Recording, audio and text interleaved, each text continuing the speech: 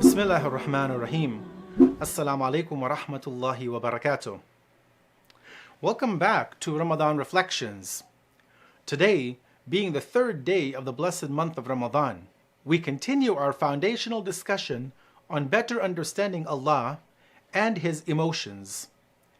Now, as we conclude this introduction today, we should realize that all of the creations of Allah, except the human being and the jinn, who are creations which have been given their own volition to do as they please in this life, all are moving in the path of Allah and towards Allah. Just as Allah says in the Quran in chapter 17, Surah Al-Isra, in which He says, تُسَبِّحُ لَهُ السَّمَاوَاتُ السَّبْعُ وَالْأَرْضُ وَمَنْ فِيهِنَّ وَإِن مِّن شَيْءٍ إِلَّا يُسَبِّحُ بِحَمْدِهِ وَلَكِنْ لَا تَفْقَهُونَ تَسْبِيحَهُمْ إِنَّهُ كَانَ حَلِيمًا غَفُورًا. The seven heavens glorify Him, and the earth does as well, and whomever is in them. There is not a thing, but it celebrates His praise, but you do not understand their glorification.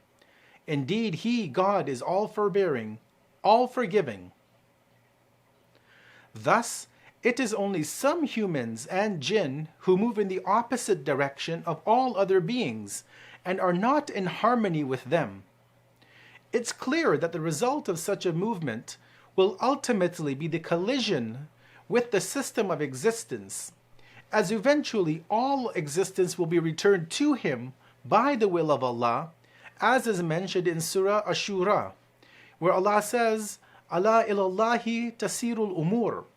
Look, to Allah do all matters return. Now it must be known that no one can resist this movement. A person who tries to swim against the current of the river of existence, that person will eventually become tired and drown, as one would be following a path contrary to the divine will. Therefore, this divine torment of becoming tired and drowning is due to a person choosing the wrong path in life. Again, choosing it on their own volition. Such an individual is like one who is on a busy one-way street, but is walking in the opposite direction of the flow of traffic, or driving in the opposite direction. Now, it's clear that such a person would sooner or later definitely become involved in an accident.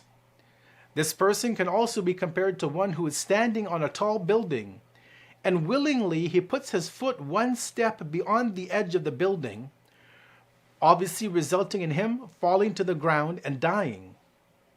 Now this is what we mean when we say the wrath of Allah, or the anger of Allah. So to conclude, as we move into our next phase of discussion, point 1, the pleasure and anger of Allah are attributes of Allah's actions and not His inherent attributes.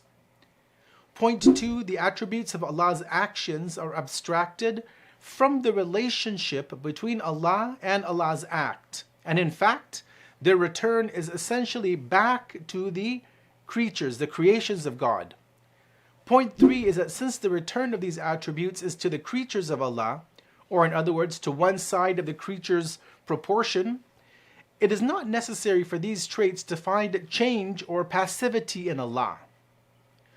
Point 4 is, however, seeing as how sometimes Allah boasts to His angels because of some of the deeds of the human being, it does not mean that there is a change in the essence of Allah. Rather, such statements are likely to be more metaphorical interpretation, meaning that some of the deeds that humans perform are so magnificent, so great, that they bring about a great spiritual change in the individuals, such that they become elevated even higher than the angels. And the status of these people is so great that the angels are perplexed by their position. Therefore, the praising of Allah is taken to be the angels' inability to understand the status of some of the creations, the servants of Allah. With this conclusion, we wrap up this three-part introduction to Ramadan Reflections for 2020 and move on to the next phase of our discussion, which will be the importance of the Noble Quran within our daily lives. Wassalamu alaikum wa rahmatullahi wa barakatuh.